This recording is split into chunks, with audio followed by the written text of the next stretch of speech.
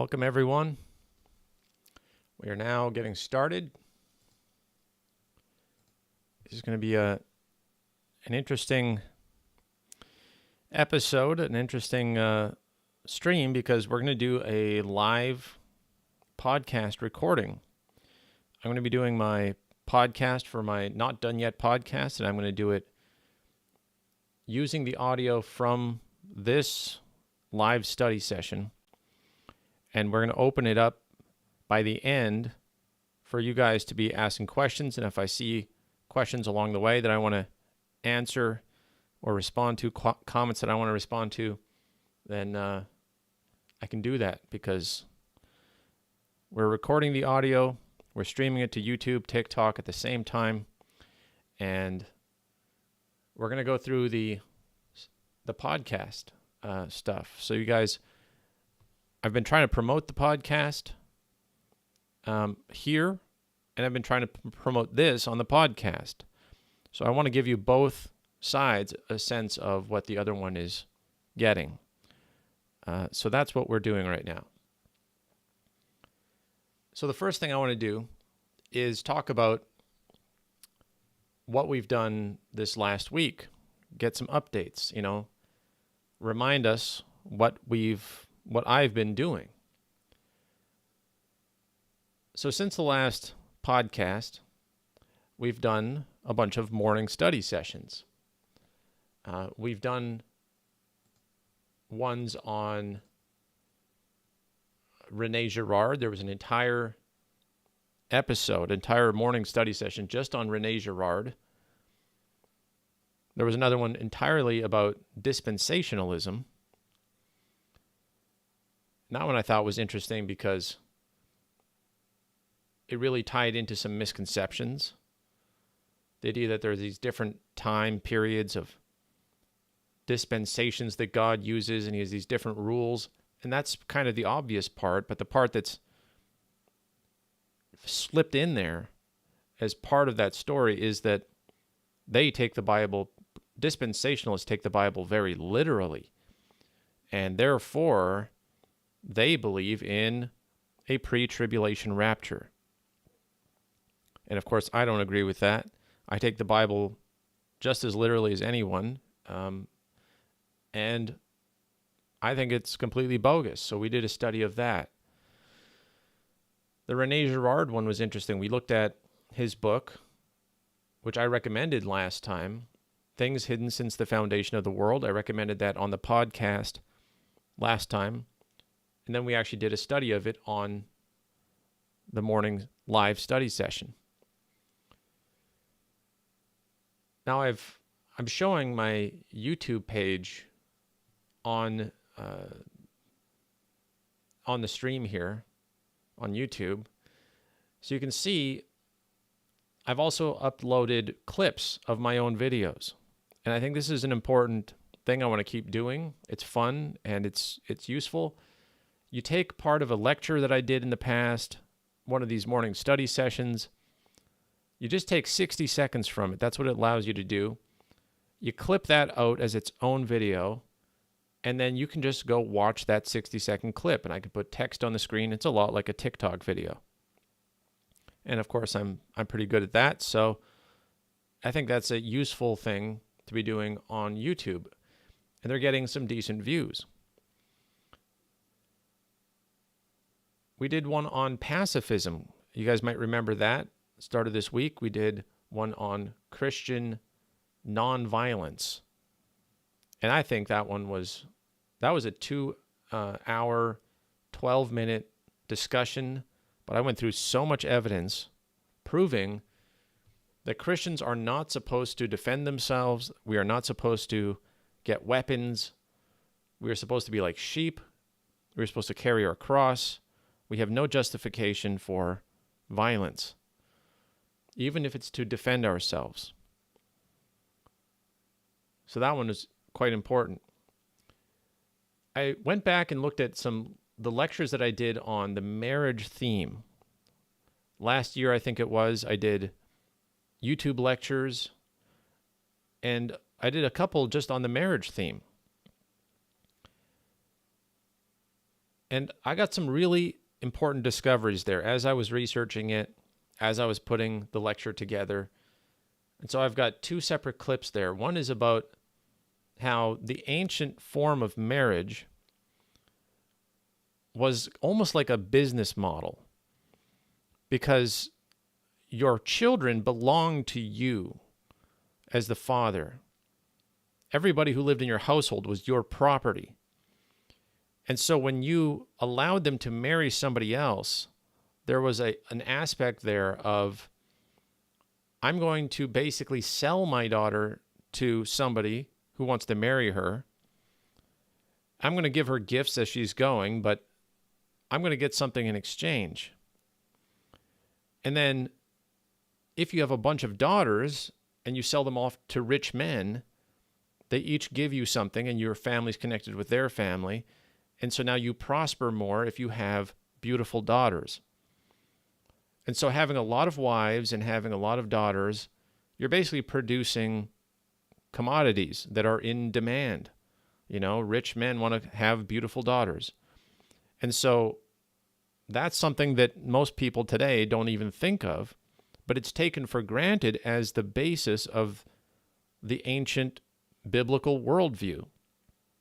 And I tie it in with, in that lecture, how God treats Israel like a wife, and how it compares cities and tribes to women who can fornicate, who can be loyal to their husband or not loyal to their husband. And by the end of that whole lecture, I explained that why it is that these false gods and Israel are always compared to women, even though that's a very patriarchal, male-oriented society. You'd think they would want to be represented as a man, but instead, the Bible compares them to women. I just thought that was really cool, so I took some clips from that.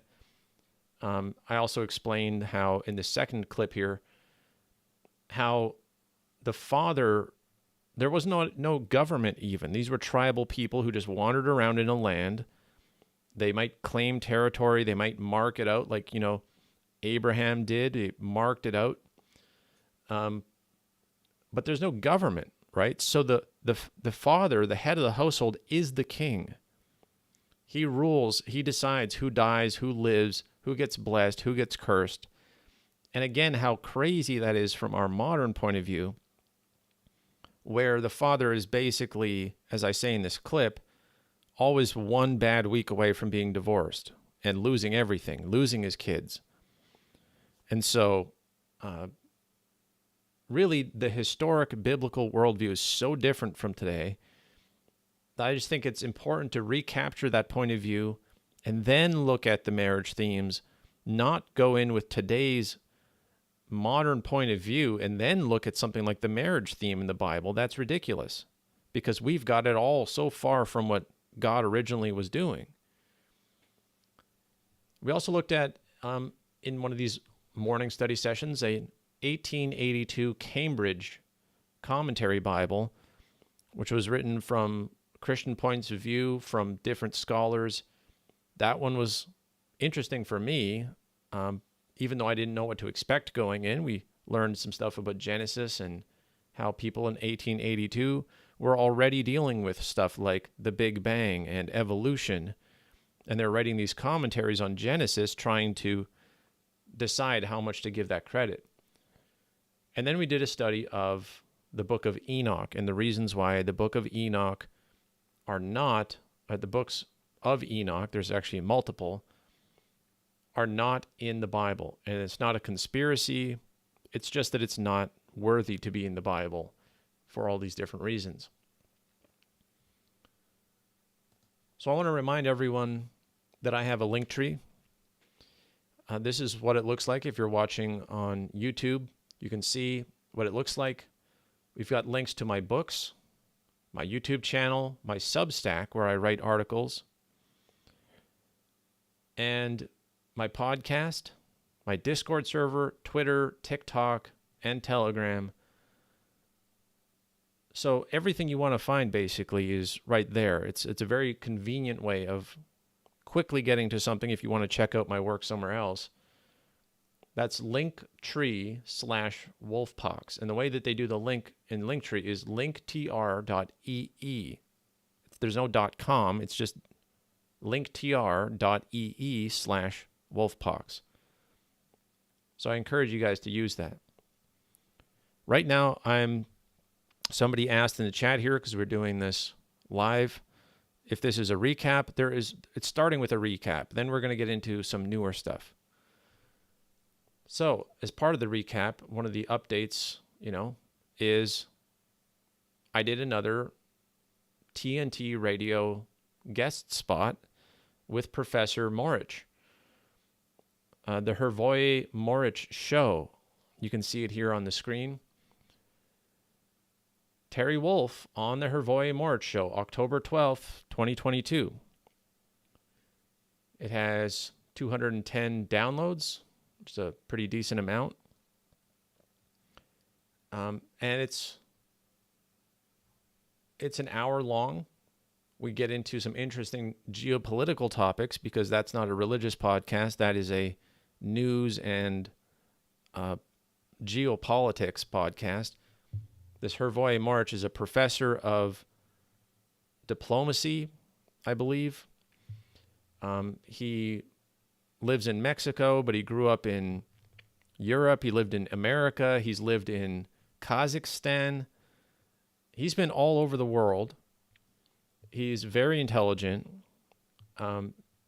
He's basically an expert on everything that you guys would be interested in terms of conspiracy theories, world politics, but he has proper training on stuff like, the rules of war and the different roles that governments play with each other. He's had a podcast for a long time called Geopolitics and Empire, and he studies how we got to this point. I don't believe he's on I know for a fact he's not on TikTok, but you can find him on YouTube. He's currently basically full-time doing the TNT radio show, but he's also still doing some geopolitics and empire. But YouTube banned him because, he was questioning a certain pandemic narrative, pointing out problems with it early on.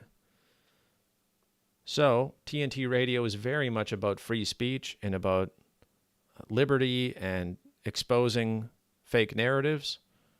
I suggest you guys check out TNT Radio. They have some great hosts besides Hervoy Morich.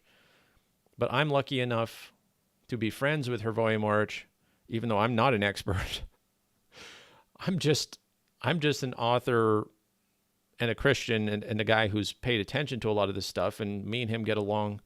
He likes my point of views, and I was ahead of the curve on the green agenda compared to most people. And so, I made viral videos with my first TikTok account that got millions and millions of views exposing this stuff. It was featured on Alex Jones's show. It was featured all over the place. The video is still going viral and people are sharing it all over the place without my knowledge. And, he respects the fact that I was trying to raise awareness about these things. So I'm very lucky to be a weekly guest, sometimes multiple times a week, on Hervoy Morich's show. Michelle says, I don't appreciate Alex Jones. Well, that's exactly the thing. They didn't contact me. They didn't ask me about it. My video was just going so viral that one of their producers took the clip and played it on their show, actually on multiple different shows, on the InfoWars different shows, without my permission, without contacting me or arranging an interview, nothing like that.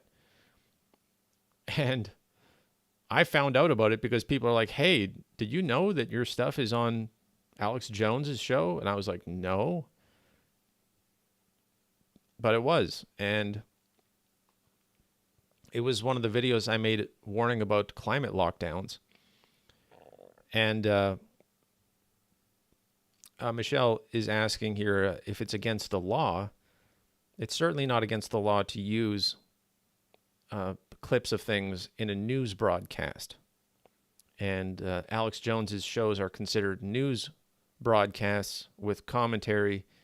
I'm pretty sure it's fair use. And, I wrote about Alex Jones quite a bit in my book, Fire in the Rabbit Hole, which, again, if you go to my link tree, you can find a direct link to Fire in the Rabbit Hole there. I have basically a whole chapter on Alex Jones and how I believe he's a puppet of Steve Pieczenik, who most of you guys probably have never heard of. But he was a assistant secretary of state under, I think, 3 or 4 different presidents during some of the craziest times of the Bush and Reagan era. And so he's a psychological warfare expert. And he's basically the guy who designed Alex Jones and gave him his exclusive information for years and years. And so I have a whole chapter on that in my book, Fire in the Rabbit Hole. You guys should probably check that book out. And other than that, the last update here is that I have been writing a new book. I can't talk about much of it at all because when I start writing something, the more I talk about it, the less I work on it. It just messes up my whole psychology. It has to be something that I share with only a very few people that help me work on it. And I can't publicly talk about it much. But I am working on a new book. And I will just say that it is dealing with a lot of huge challenges within the Bible, within philosophy, sort of big questions. So it's not going to be end times prophecy. It's not going to be a future-looking prediction of things or an analysis of current events like Fire in the Rabbit Hole and maybe everyone is wrong. This is going to go to big issues. And one of the things I'll say, just because I've actually mentioned this before, is that I want to delve into some of the questions around the Second Temple. And I've made TikTok videos on that before. And I was like, maybe I should just write a book on this. And so that's not the entire book, but discussing the Second Temple is going to be part of this book, and I'm excited for that. All right. That's it for the updates. That's quite a bit of stuff. All those live studies, the TNT radio, writing a book. I mean, I work full time, so squeezing all of that in is it's something. It takes free time. Now I wanted to get to some current events, just so everyone knows who's in the chat room saying good morning and stuff. Normally I'd be replying a lot more to the comments, but this time we're doing a recording for the podcast, for the Not Done Yet podcast. So I'm going to use this audio in the podcast. And you guys can leave comments and questions, and I can get to them because we're going to have a section coming up where I answer your questions, and we have feedback from the community. So, Walk Amongst, for example, asks if I record these lives. Yes, they're all on YouTube. You can go to my YouTube channel, Wolfpox, youtube.com/c/Wolfpox, or just look up Terry Wolf. You can find all of these on YouTube with even better quality than on TikTok because you've got this nice microphone here. You've got visuals on the screen of what I'm reading and a nice interface. So I recommend people go check out those YouTube videos. Now, here's a story that I found quite interesting, and this is actually something we talked about on the TNT radio show. You guys might have heard of Neom. If you haven't, you should. It's Saudi Arabia's attempt at creating a bunch of smart cities. So Saudi Arabia has a region called Neom, and they're creating different cities in there. One of them is called the Line, because it's going to be a straight line. It's just a huge wall, essentially, but the wall is thick enough that it has, all the businesses and apartments and an entire city in it. But it's linear. It's not a square or a region that expands outward from a central point. It's going to be a straight line, and they're going to add on to it just by adding on to the ends of it, I suppose. And the whole idea of it is that AI is going to run the whole city, and AI is going to be used to design the city. It's going to be, my prediction is that it's going to be a big prison. Because once the technology fails in smart cities, what do they become? Everything relies on the internet and computers and an AI to decide how much water your house gets, how much food you should have, when you should leave your house and when you should stay home. Everything, you don't get to make decisions anymore. You're like a prisoner, and you get shuttled around wherever you want to go in your little prison existence. And that's what smart cities basically are.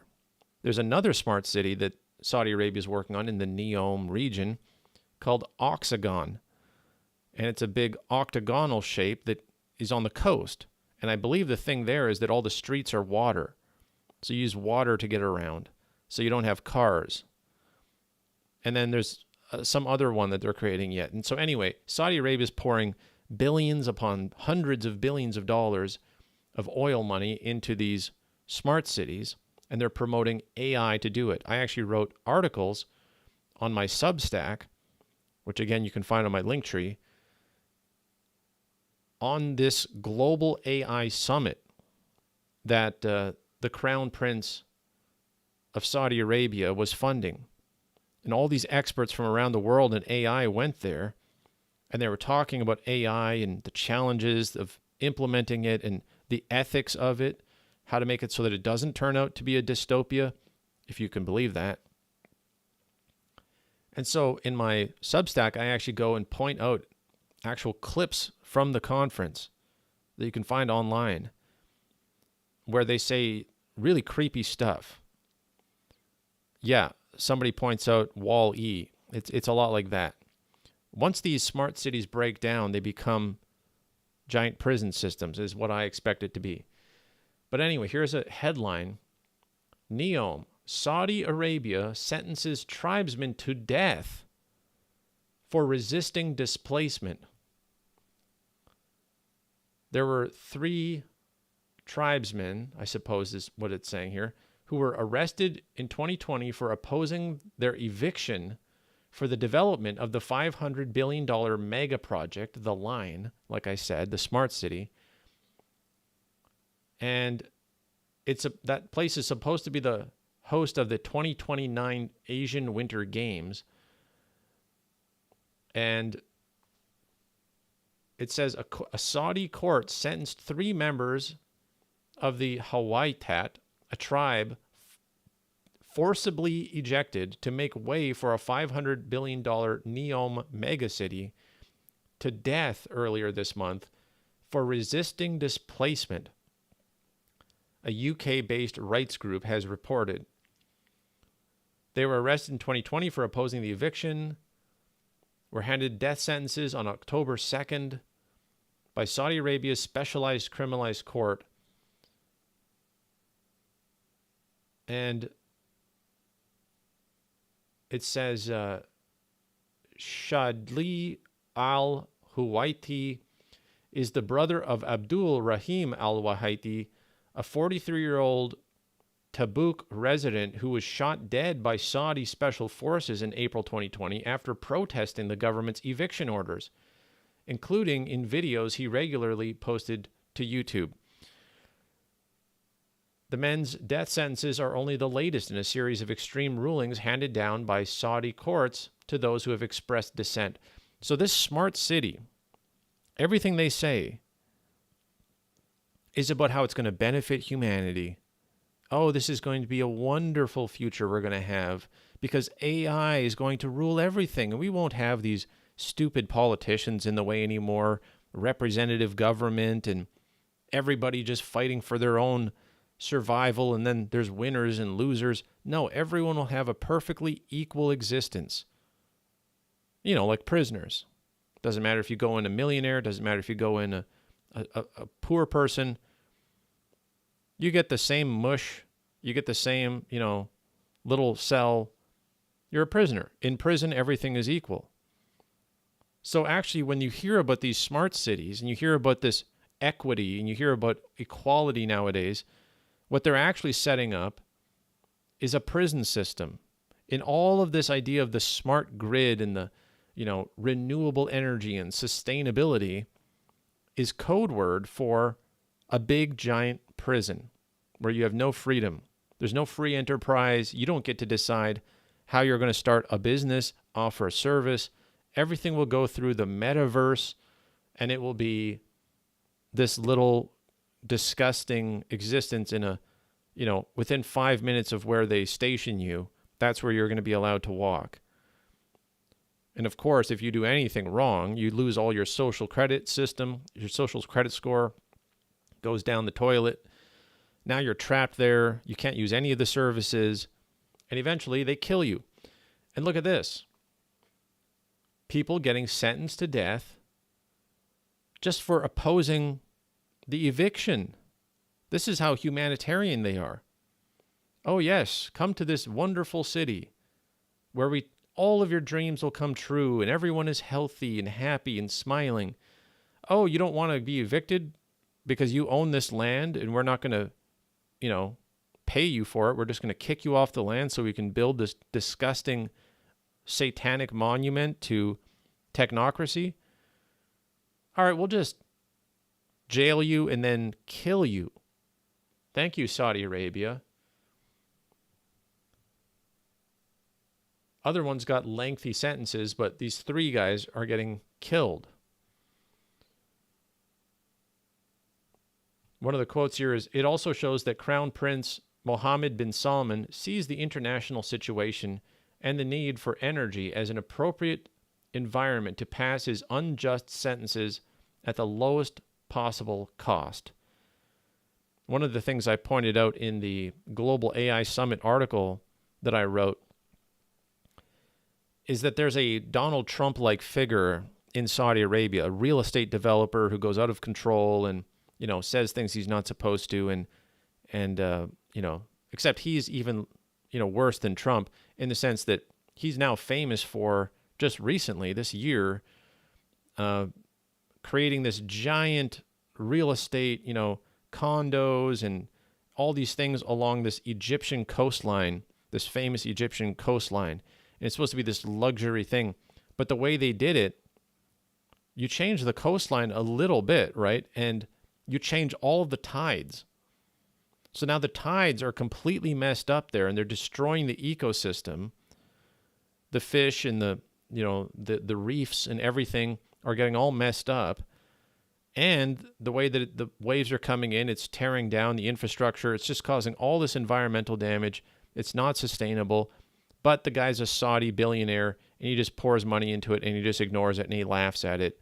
And so this is the thing about the Saudi, which is, not that different than China and all these other countries, where they want to be part of this industrialized world and just use their money to throw money at stuff and build these mega cities, build the smart cities. But once it all falls apart and people are dying or there's an obstacle in the way, they just use brute force. They don't care about you. And if something goes wrong, they're not going to apologize. You're not going to be able to sue them. Zedfield says, it sounds like a Black Mirror episode, bro. That's insanity right there. Absolutely. And this is what we're actually dealing with. Somebody else, W. Hunt, says the beast system. Of course, this is reminiscent of the beast system. And with the central bank digital currencies and everything that they're passing now, you're going to get more and more into a total control system in the name of what? Green. The green agenda. It's all sustainable, you see. It's all renewable. There's nothing more sustainable than a prison, because the inmates don't have any freedom and you don't have to care about them. They don't have any rights. That's what they mean when they say sustainable. Speaking of which, that takes us right to our next story, which I found on Climate Depot, which is an amazing site. It's run by Mark Morano, who also has a show on TNT Radio. If you guys want to check out Morano's show on TNT Radio, I'm so glad that they got Mark Morano on TNT Radio. He's a very solid analyst of what's going on. And in fact, the viral videos that I made about climate lockdowns, I originally found on Climate Depot. That's how I found out about it. And then I made videos on it, and that went super viral. So Climate Depot is, I owe, a lot of my success as a TikToker to Mark Morano, because he stays on top of these stories. Not that he's the only one to notice this one. This one is pretty widely being talked about. The United Nations says, from a climate perspective, the war in Ukraine may be seen as a blessing. From a climate perspective. So he says, is Putin a climate hero? Mark Morano says, Putin's the new UN climate hero. Will Vladimir Putin now get a Nobel Peace Prize like Al Gore did in 2007 in service of the climate? So this is the insanity. There's a war, a tragic war, where people are dying, innocent people are being killed. The whole world is outraged. Everyone in the West is, sending millions of dollars, billions of dollars, weapons, everything there to keep the fight going. And it cripples the energy across Europe. Now people are looking at dying from cold in the winter. And the weather chief of the United Nations, this is from the Associated Press, says that the Ukraine war may be a blessing from a climate perspective. Because why? It is accelerating the development and investment in green energies. There's that green again. You guys know that when I wrote Maybe Everyone is Wrong, I was talking about green is the death rider. It's the fourth rider of Revelation. Now this war that's killing people, and every normal, sane person just wants it to end, they're saying it's actually a good thing that it keeps going, because it's destroying the critical infrastructure of cheap energy and forcing people, governments, to have green energies. And Mark Morano points out, even though fossil fuels are being used at a time of high demand.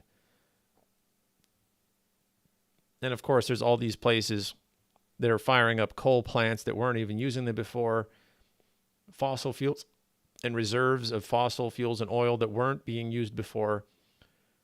India and different places are using more coal than ever, because without the cheap natural gas, which is a very clean energy compared to other things like coal, they're having to rely on dirtier types of energy. Who would have guessed? So all of this is hypocrisy. It's all insanity. But I had to point that out, that this war is being hailed as a blessing. Just like, think about Neom sentencing innocent people to death in the name of building a beautiful smart city where everyone's going to be happy. It's going to be built on the blood and the territory of innocent people who died for it.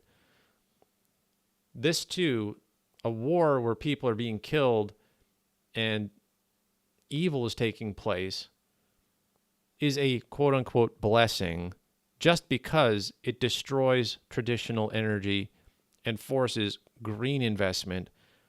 And I'm not even going to go into all the stuff I've recently found on how the green agenda is taking over central banks and controlling that side of things, because it's a little bit too nerdy for this. But this is the insanity of the United Nations. I mean, where does this lead? It really makes you wonder, where does it lead?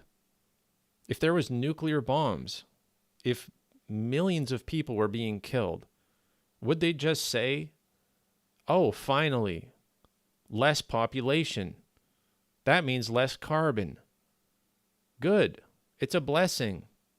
They will just worship death.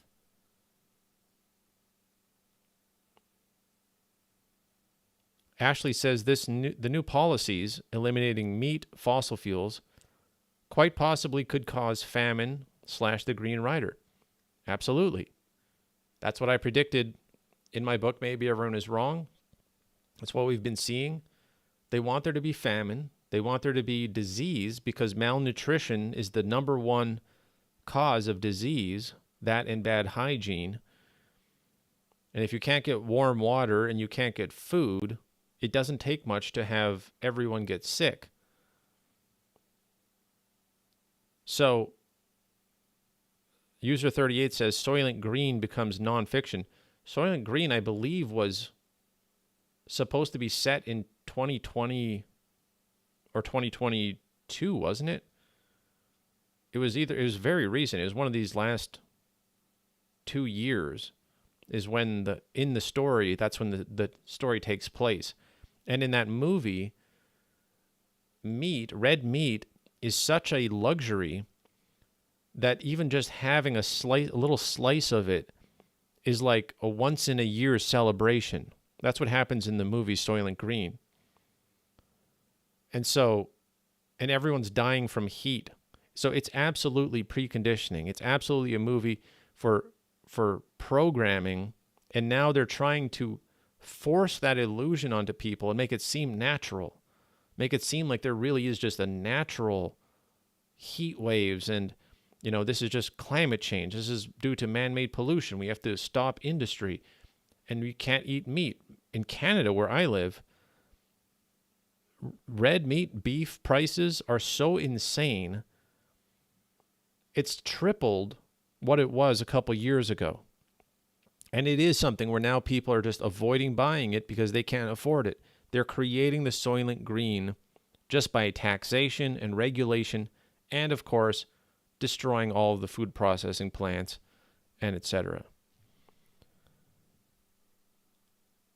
Super Nito says that movie was so telling. Even when I was 15 years old, it's been one of my favorite reveals. And Laughing Home says, yes, red meat doubled here in New York. But it's all a blessing, guys. It's a blessing. Because the Green Rider gets to have more power. Green energy becomes more invested in. Thank you, United Nations. I've only got 2 more points here on the news type aspect. You guys might know that Italy had an election, and that a woman known as Giorgia Meloni has become the new president, or I think it's president, not prime minister, of Italy. And a lot of people are very excited about that because she's a populist. She says that she believes in God. She wants there to be family, no more gender funny business, no more globalism. And then we found out she's a member of the Aspen Institute. You guys probably didn't know anything about the Aspen Institute. I didn't either, so I don't blame you. One of many of these institutes. You can go on Wikipedia, and you can find out that it was founded in 1949, and its stated goals are a free, just, and equitable society. There's that word equity, just like the smart cities and the, Neom and the mega cities that they're building, the prisons that they're building. That's what free, just, and equitable means. And what does it say here? It says the Aspen Institute is largely funded by foundations such as the Carnegie Corporation, the Rockefeller Brothers, the Gates Foundation, the Lumina Foundation, and the Ford Foundation. That's what Georgia Maloney belongs to. So I'm not sure we can trust Georgia Maloney. I also saw another report recently that she's openly talking about putting technocrats in her administration. Now, why? Because that's the middle ground between the left and the right, you see. That's what she was saying, is that she's not going to just go with the ultra-conservatives, and she's not going to give in to the crazy progressives. The middle ground is technocrats, scientific experts who can create policies that are just based on data, guys. It's just based on what's smart to do. Not this is progressive, this is conservative. We just have to do this because it's what the science says. What does that remind me of? A major leader coming out promising to make a country great again, to go back to traditions and have a conservative mentality, but then once they're in power, they actually just hand the entire government over to technocrats, and then the science dictates what happens. Oh, right. Donald Trump destroyed the American economy like no one else in history, thanks to his complete slavery to Anthony Fauci and the technocrats. 15 days to flatten the curve turns into 2 years to destroy the economy. Trillions of dollars printed to bail out corporations and keep them afloat while they shut down the entire economy of America. That's where our inflation is coming from, is because Trump printed trillions of dollars to bail out the Fortune 500 companies when he was shutting down all the airports. And I know it's very popular now to pretend like that didn't happen under Trump. That's just Biden. Nope. Get your history straight. There was a good year of Trump after 3 years of prosperity. That fourth year was just sacrificed. America was sacrificed on the altar of trust the science. And Trump could have changed all of it, but he didn't. And he calls himself the father of the vaccines. And, of course, pushed Operation Warp Speed, where they were created in the first place using military technology. Isn't it interesting that Georgia Maloney also wants to have technocrats and presents herself as a populist?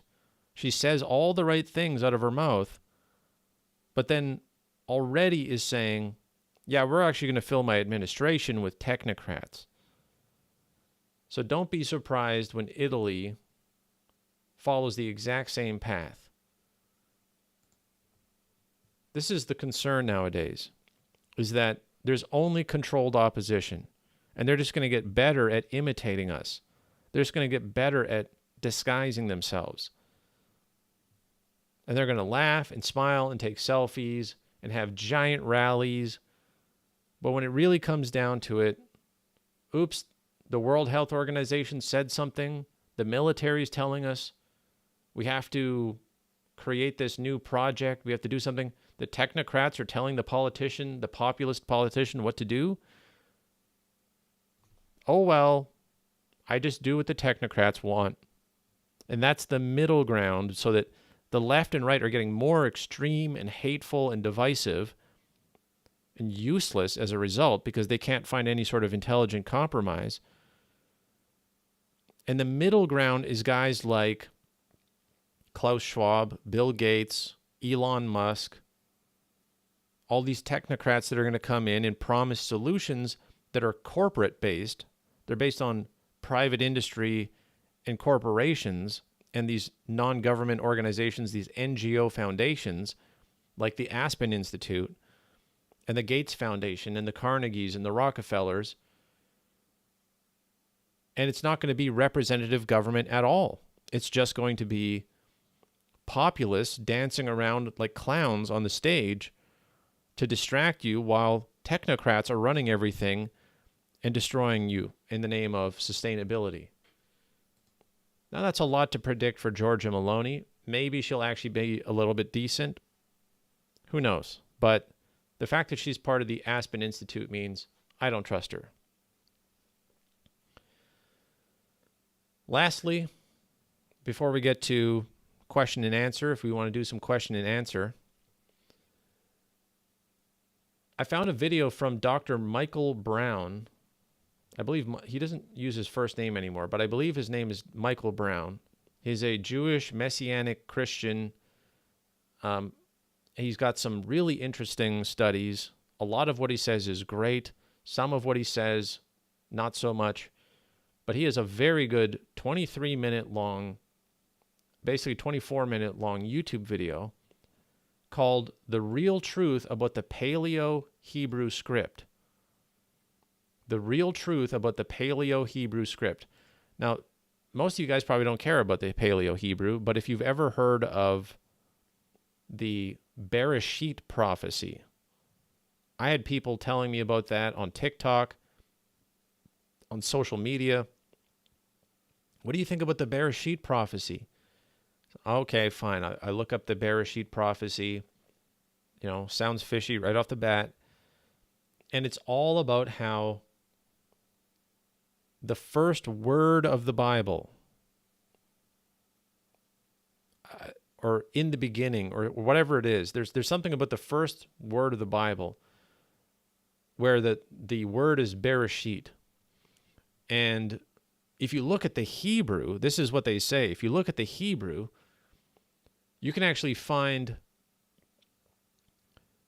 all these hidden meanings, because every letter of the word Bereshit is a pictograph. And a pictograph is a symbol that actually has its own special meaning. It's not just a letter, like the letter A, B, or C. These pictographs contain a hidden message. And so if you take, right, Debbie's saying Jesus in the Old Testament, that's the kind of stuff that they say. And then they go and say, what is the first pictograph? Well, it's a pictograph of a house. Okay, so there's something about a house. What's the next letter? It's teeth. Okay, so there's a house with teeth. And then what is the third one? And they build up this whole thing, and it becomes so ridiculous that by the end of this viral video on the Bereshit prophecy, they're saying that they can predict that by end of 2022, there's going to be the rapture. Or was it 2021? They had to revise it because that time passed and it didn't happen. And so then, of course, they always, whenever these people make their fake prophecies, they have to go and revise it and say, actually, I did the calculations a little bit wrong. Now I'm very sure of it, though. It's by the end of 2022, there's going to be the rapture is going to happen.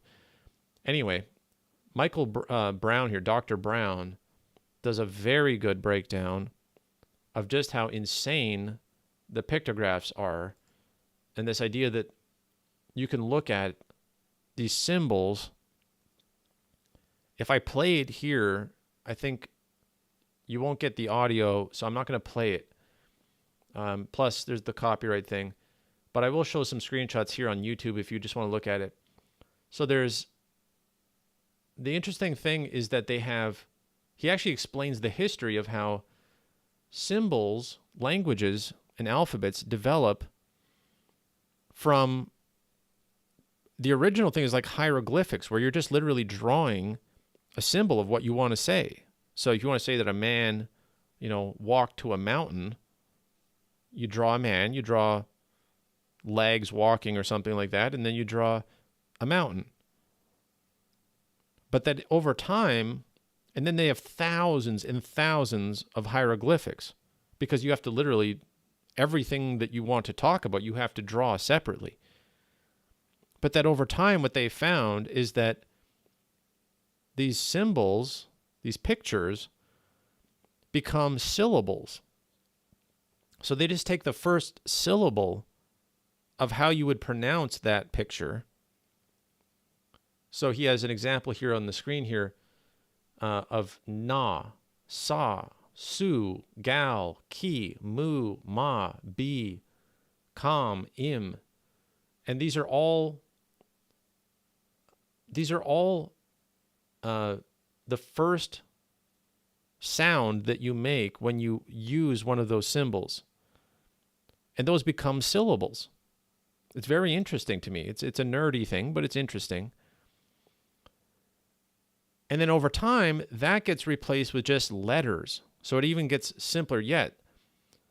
So it's just by combining these letters like we have in English, you can say there's a b and there's an e and then there's a t, and that becomes bet.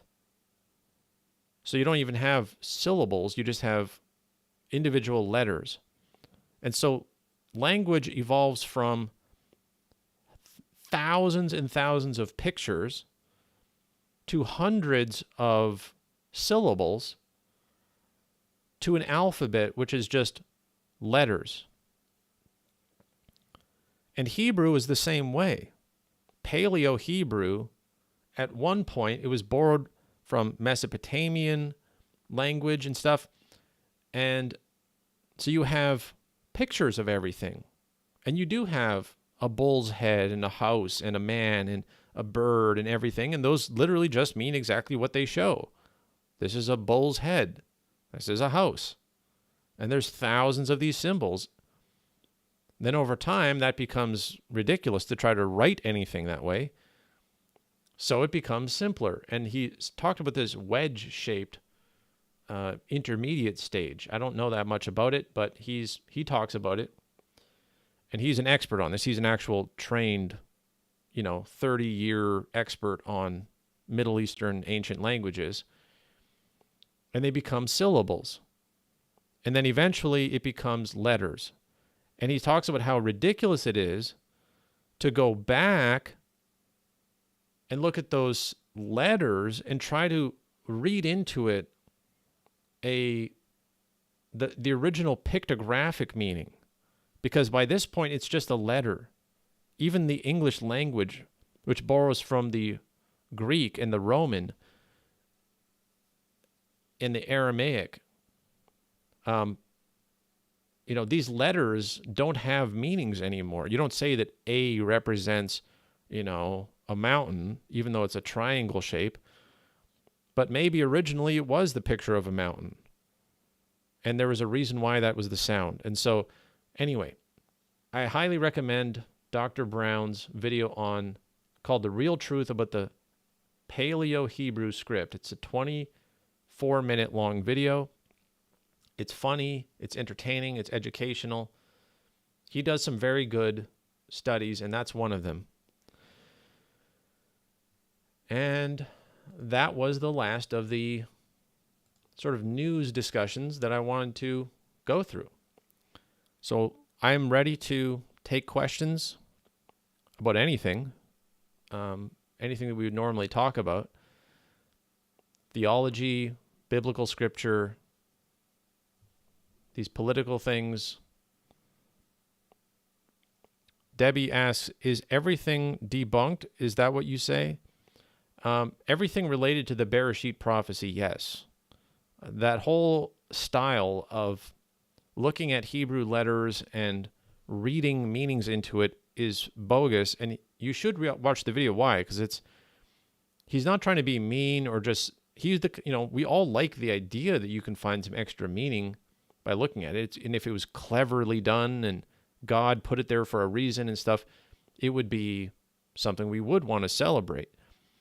But it just doesn't work, because one of those symbols, you have to be so subjective in how you interpret it, because there's 5 different meanings that you could have, which each of the symbols, and this guy who has no authority is deciding that this represents this and this represents that. And then, there's a T shape, and he says that represents the cross, even though in the ancient Hebrew, of course, there was no cross. That's a Roman invention thousands of years later. And it had its own meaning at the time that it was written and all the way up to the cross. And even Jews would never call that the symbol of the cross. So all in all, it's just there's so many reasons why that doesn't work. And you're putting your trust into some guy who's just making it up as he goes along. And not only that, but his Bereshit prophecy completely was wrong. He predicted a time when it was going to happen. The pre-tribulation rapture was going to happen. Didn't happen. Now he's had to revise once. He's going to have to revise again. And he's going to just try to keep people going on this treadmill of, hey, just trust me.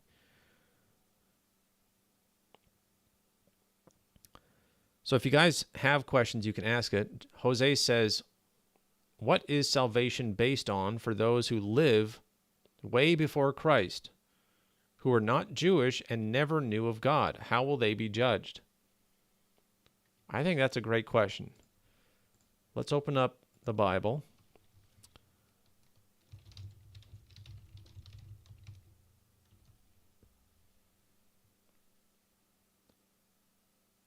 I believe you can go to Galatians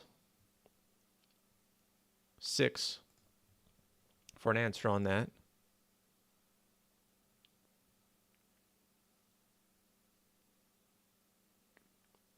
No,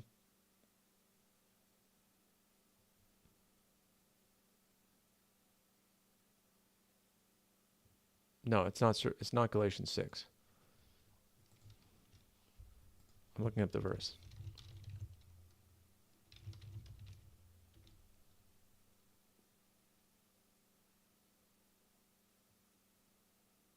Romans 2. How about that one? Romans 2, verse 14. Here's what it says in Romans 2. It says, for all who have sinned without the law will also perish without the law. And all who have sinned under the law will be judged by the law.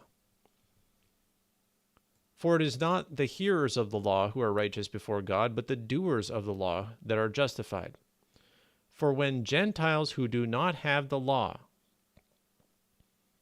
so Gentiles do not have the law, by nature do what the law requires, they are a law to themselves, even though they do not have the law.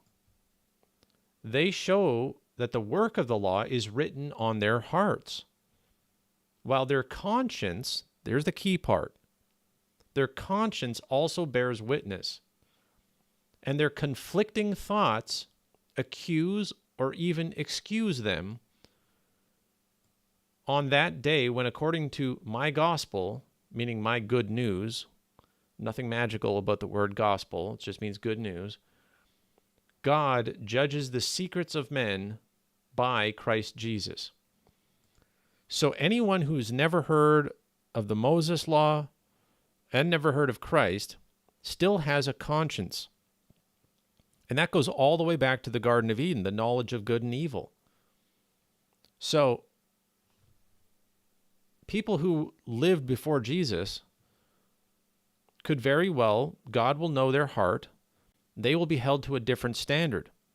In a way, you might think it's actually a much easier standard because the less you know about God's requirements in the law, the less you'd be judged by those things. The law was very harsh and very hard to follow, although they had atonement for different things.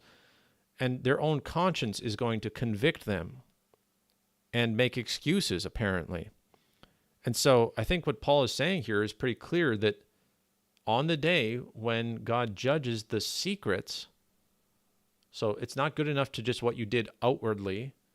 If you were outwardly a very righteous person, but secretly you were full of hate and envy and problems and disobedient, then God will judge you based on that. I think that's the number one verse to answer that question. And then the question of salvation is just interesting in itself, because you asked about salvation. We tend to think of salvation as something that happens now, while we're still alive. I am saved. But there's another way of looking at it, that salvation only really is fulfilled or happens on the day of judgment, because that's the time when you need to be saved. That's when where God decides, do you get to go to new creation, or do you have to go to the lake of fire? So that's the real salvation, in a way. Of course, I think you would be at a disadvantage if you'd never heard the gospel, because you wouldn't have had the Holy Spirit. You wouldn't have learned Jesus' wonderful teachings and his beautiful example that he lived with his own life.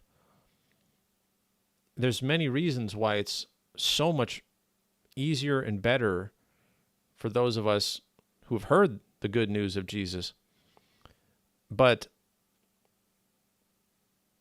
it talks about how the Gentiles have a law to themselves. And if you think about it, even ancient Egypt had laws. When Moses killed somebody, there was a law against that. And those laws were based on a natural understanding of what's right and wrong, the conscience, the good and evil that we saw. Jesus wasn't the first person who said, you should treat others the way you want to be treated. The golden rule existed beforehand. It was in ancient Greece. It was in other cultures before that even. Jesus said it as well, because he knows that that's a high standard, that's a good standard, it's a universal standard. But Jesus didn't invent that saying or that ethic. So if you take that rule, then even the Greeks would be judged by their own law, their own custom, which was do to others what you would have them do to you, and don't do to others what you wouldn't want them to do to you. And so I think it's not as mysterious as people think. It basically is a matter of how much did you know, what was secretly in your heart when you were doing stuff, and how does your own conscience testify against you? You might be betrayed by your own conscience on the judgment day. And of course, Jesus also says there's few that will find the path that leads to life, and many will go the broad path that leads to destruction. We know there's not going to be a lot of people who call themselves Christians, who call themselves Jews, who are Greek, whatever. There's just not going to be that many people who find eternal life relative to everyone else. And then the last thing I would say that throws an entire wrench into the whole discussion, and I've tried to talk about this before, although it's such a weird concept that it's very hard to wrap your head around, even for me, is that there's going to be a second resurrection where all of the dead come back to life on this planet before the judgment. And that's when you have Gog and Magog. That's when you have Satan being released from the bottomless pit. You have Jesus with all the first resurrection people on earth who've reigned for 1,000 years at that point. And we did a study of this, how Satan is going to be released from his prison. He's going to deceive the world, and they're going to come and try to kill Jesus. And that's when God is going to destroy them all with fire. So anyone who's part of that billions of people who are trying to attack Jesus at that point, I would presume that they're going to all be considered guilty by God, and that second resurrection group, that will be the nail in the coffin. Regardless of what you did, before Noah's flood, or at the time, like some person living in, Russia, the region that we now call Russia, at the time of Abraham or something, some person who is just completely disconnected from any biblical events, that person is going to get resurrected in that second resurrection, and then they're going to have to make a decision whether they choose to die for Jesus, knowing what they know at that point, or they're going to have to go along with Gog and Magog and go get destroyed. So God might have an ace up his sleeve that since everyone gets brought back to life at the same time at the end of the world, right before the judgment, and then they have this critical choice to make, it might be largely based on that final choice you make and not what you did the first time you were alive. Although that goes against a lot of our traditional way of thinking, that you just have one chance of making the right decision, and then after you die, you get judged. And there's even scripture to back that up, but then we read Revelation, and it, of course, throws us for a loop because it says everyone is going to get resurrected. Good morning, Shadow Raid Legend. Jessica says, do you think people switching sides or jumping ship want to save their souls?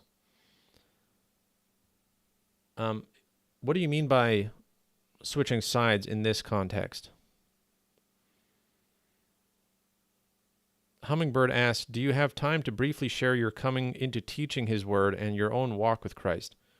Yeah, Jessica says politicians. People switching sides or jumping ship to want to save their souls. Well, politicians that switch sides and want to save their souls, I mean, it's sort of a classic. At this point, it's a classic story of the Bible that even the most wicked people, if they sincerely turn their hearts to God, God does forgive them. It's only those who are stubborn all the way to the end that are really cursed and punished. God is so merciful that even horrible war criminals and serial killers and everyone can find mercy, and actually they can become the most powerful witnesses of God's mercy. So we know that a lot of people will still choose to be stubborn and be destroyed. But if somebody wants to save their soul and they sort of in a panic turn to God and say, hey, I'm about to get killed. I'm sorry for everything that I did. That might even count. That might be good enough. I don't know how God counts it. God is the only judge, and I'm not the judge. I don't get to decide these things. But the deathbed confession, the deathbed conversion, all that stuff, in a weird way, I think that's valid as long as it's sincere. But, of course, for some people it won't be. And they'll be like, hey, God, I believe in you now. And then they die, and it's like, no, God's not going to fall for that.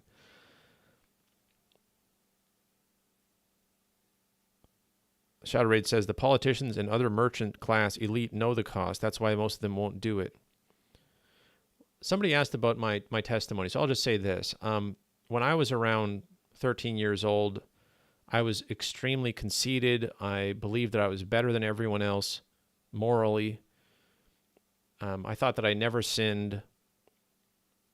And I was so arrogant that I was having a conversation with somebody online in an early, whatever it was, 2001 chat room or whatever it was. And I said to them that I was perfect. And they were a Christian, and they said, no, you're not. And I said, yes, I am. And then I got this weird feeling like somebody was watching me, a very strong feeling. I've never had that strong of a feeling before or ever since. And I was like, I have to turn around and see like what's going on behind me because I'm in my own room. I know that there's nobody behind me, but something is there. And I turned around, and there was a Bible that wasn't mine laying on the desk behind me. And that moment, it was like, when I talk about it, I think the only way I can explain it is that it felt like the floor fell out from under me, and I felt like I was falling. I almost blacked out. It was such a powerful feeling of condemnation and conviction of sin where I realized that not only was I not perfect, I was completely lost and going to go to hell because I had been judging myself based on my own standards, not on what God actually said in his Bible and in his word. And so in that moment, I realized that I could call myself perfect, but that God didn't even want anything to do with me. He was going to send me to hell. And so, I spent the next 40 minutes or however long it was, felt like hours, crying and praying and begging God to have mercy on me and give me another chance to prove myself. I basically wanted to prove to God I can be perfect, which of course is exactly wrong. You can't prove yourself. That's the whole point. And so I was, by the end, I was sweating and exhausted, and I couldn't beg anymore. My throat hurt and I was just spent. And I finally said, all right, God, well, I give up. Basically I said, you're going to have to just deal with the fact that I'm not perfect then, that I can't prove myself. You're going to have to do something to give me hope, even though I don't deserve it. And that's when it finally dawned on me that Jesus is the one that justifies. And the whole point is that you can't prove yourself. You just have to have faith in him. And it also revived my interest in the Bible as an actual document that you have to let yourself be challenged by and understand it from God's point of view, not from your own point of view. And so from that point, I decided I wanted to learn as much as I could and teach other people, because a lot of people are judging themselves by their own standards and by society's standards and not by God's standards, and not relying on Jesus for their salvation, but thinking that they can prove themselves to God with legalism, with being very pious and doing good works and all these types of things. And so it also ties into my strong belief in predestination, which is a biblical concept. It's not John Calvin that wrote it. It's in the Bible. God chooses us. We don't choose God. God decides, to turn your heart or not. And so that's sort of my testimony. And then from there, there's just various, topics that I became more and more interested in, and eventually led to where I am now. But I was like 20 some years ago. So been studying for quite a while.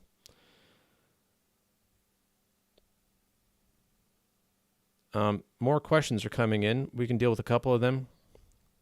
Syl says, is Israel in the millennial reign or just believers? Well, that region is going to be known as Zion, I believe, and that all the prophecies about Zion are going to be fulfilled there. So you can go to the Isaiah, Jeremiah, Ezekiel, Daniel, all the places where it talks about Zion are talking about that final millennial reign, and there will be a lot of, or at least 144,000 Israelites there who will be reigning with Jesus and with the believers, because they will be believers. They're not going to be, Talmudic, rabbinic Jews who get saved. It's going to be Jewish people and Israelites who are converted to believe in Jesus Christ. So they're going to be our fellow believers. Although they might have special privileges in the millennial kingdom, and that would be cool too. Andrew says, I believe when the dead in Christ are resurrected, it will be in our heavenly bodies purified. Well, it certainly will be in new bodies, and they will be eternal bodies. They'll be special, but it will be on earth. It won't be in heaven. It will be like Jesus. He could eat food. He ate the food when he came and saw the disciples, but he didn't have to eat food. and he could teleport, and he could hide himself from them, and he could do all sorts of things. There's reason to believe that we'll have similar abilities. We'll still be able to enjoy food. For example, we're not just going to be a floating spirit. We're not ghosts. We have a privileged, special type of body that we can use. It says that we will be like him, so there's reason to believe we'll be like that.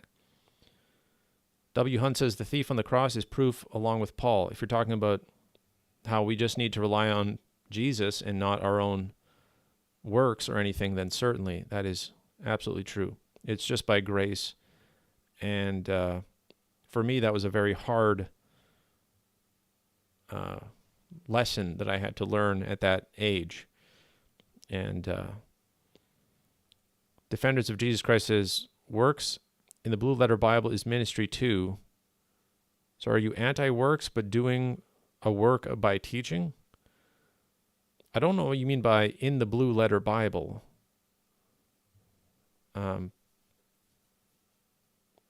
But I don't consciously think of works at all, to be honest. I don't think of works. To me, I don't feel like I'm doing works, and I don't feel like I'm avoiding works. It's just not a topic in my head. It's just, I have in my head that I owe God my life and service. He saved me. He, bought me with a price, and I would be foolish and ungrateful to not serve his kingdom. So I feel guilty if I don't do something. And I get very joyful when I do something and it works and it seems to help people. So the idea of works doesn't even come into my mind there. So I don't know. Is teaching and preaching and researching and making projects and writing books, are those works? That God can decide that, but I certainly don't believe that I am saved because of that. I mean, that would be completely putting the cart before the horse. The only reason I do anything is because he already saved me. I've said before, and I'll say it again, that being saved is just the door to the kingdom. It's not supposed to be hard to get in the door. But once you get in the door, that's when the work begins, because there's work to do for the kingdom. So you can't say that salvation is the result of works, because you wouldn't be doing the works if you weren't already part of that kingdom. It's the initiation into the kingdom. And then once you get in that kingdom, it's like, hey, is there anything for me to do? Yes, there's stuff everywhere for you to do. There's so much that needs to be done. Stop worrying about salvation. Start serving the kingdom. I think we can do one or two more questions. Shane asks, can you talk more about predestination? I absolutely would love to talk more about predestination. However, it's such a big topic that it has to be its own study at a different time. But I am very deeply interested in teaching about predestination. It's going to be part of the book that I'm writing right now. So that's going to have to be a topic for another time. Wealth Gistics says, in this online chat at age 13, did you know or not know this chat person? Or is it just out of the blue? I did know them. They went to school with me. And so they knew me enough to know that I was a jerk, that I was conceited, that I was unloving, that I was harsh, all sorts of flaws that I had that I didn't see, because when you're self-righteous, you think that all of those things are justified. And so that person was completely right to point out that I was not perfect, and I was stupid enough to claim that I was.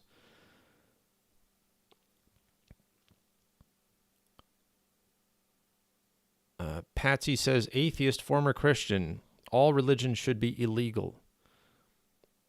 Well, as a former Christian, I can tell you, I can tell that you never got it. You never knew it. You never had it.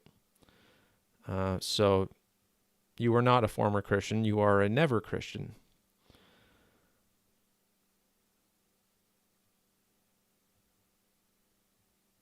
Let's see what else. I think that's about it for today.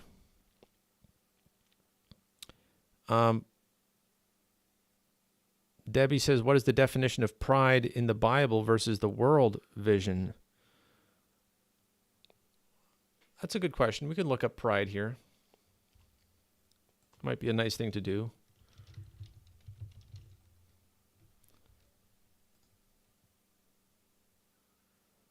You know, 1 John 2 verse 6 says, for all that is in the world, the desires of the flesh and the desires of the eyes and the pride of life is not from the Father, but is from the world.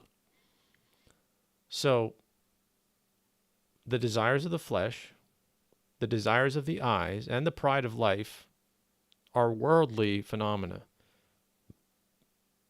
So let's look up pride of life here in 1 John 2 verse 16.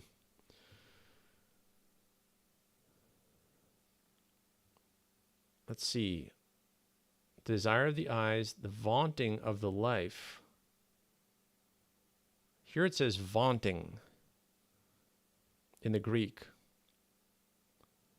Oh, interesting. Strong's Greek 212 from alazon, meaning braggadocio, self-confidence. Braggadocio, I actually know that term. That's where bragging comes from. It's not just self-confidence, it's a superiority complex. And it says vaunting is the more literal translation used in the interlinear. So, vaunting is to put something above everything else. And so there's that. How do you avoid it? Well, my way of avoiding it is to remember exactly what I just said about that time that God put me in my place. He said, you know, in the feeling that I had, I'm not going to pretend I heard words, but the very clear sensation that I had was that I was not only not righteous, not worthy, but I was despicable in my self-righteousness, in my idea that, you know, I was always making right decisions. I was better than other people. And I can't be proud that way anymore since that time, because I recognize my place. And that's really what it comes down to. You recognize your place as being infinitely below God and beneath his standards. And then how can you be proud? I mean, you should be seeing yourself as a sinner, as somebody who needs God's grace.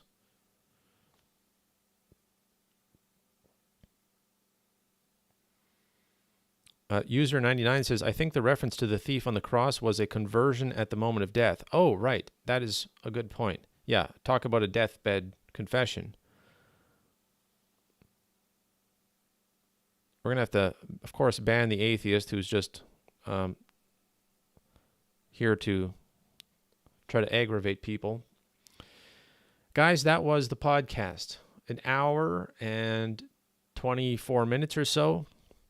You guys got to partake in the live podcast. If you want to listen to the whole thing, you can go to the Not Done Yet podcast. We had some great questions. 15,000 likes here on TikTok. I'm sorry that I might have missed some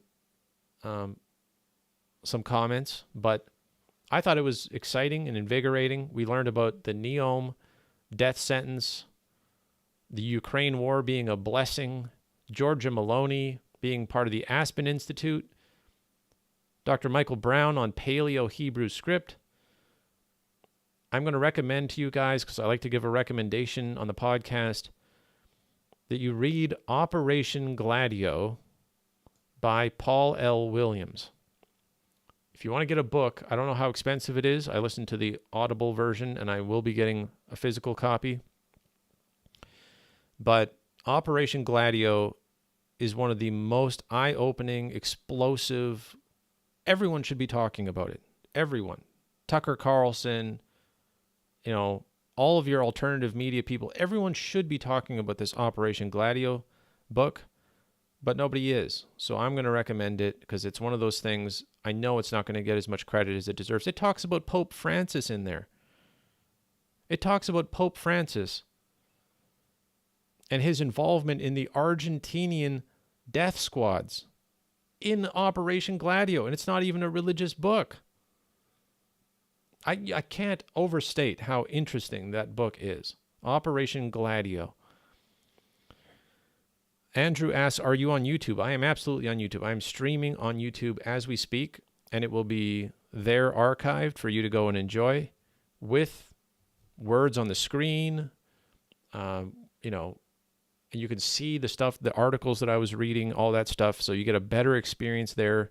And this microphone right here, User 38 says $18 on Amazon. That's it?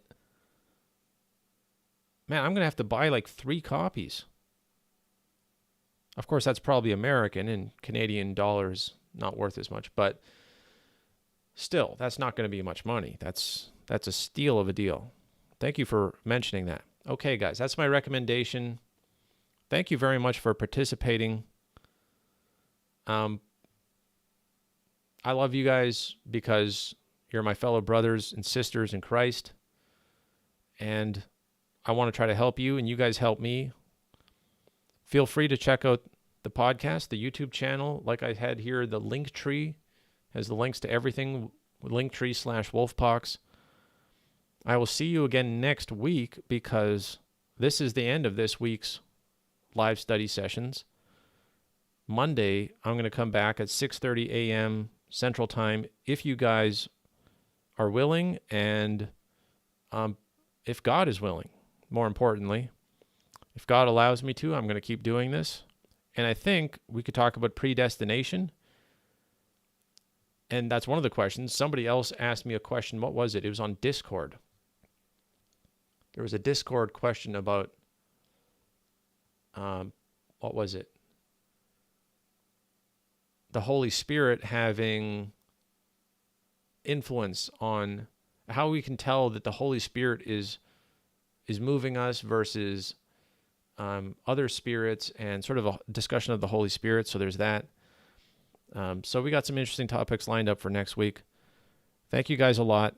16,000 likes is amazing. I had fun. I'll see you guys around.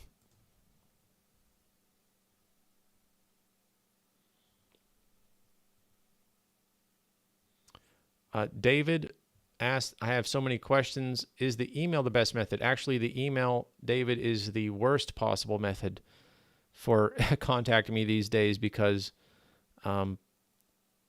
it's so disorganized. The best way to get in contact with me right now is my Discord channel and my Telegram channel, which are both in my link tree here. I will definitely see if it's on the Discord channel. Telegram, I think I catch up with everybody there.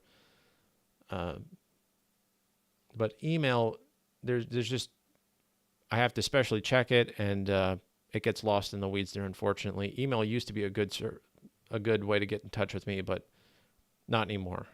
So feel free to join the Discord, and I would suggest that that's the way that you talk to me. And there's private messages there too, so you don't have to just talk in the community. You could talk to me privately there too. Thank you guys for your comments.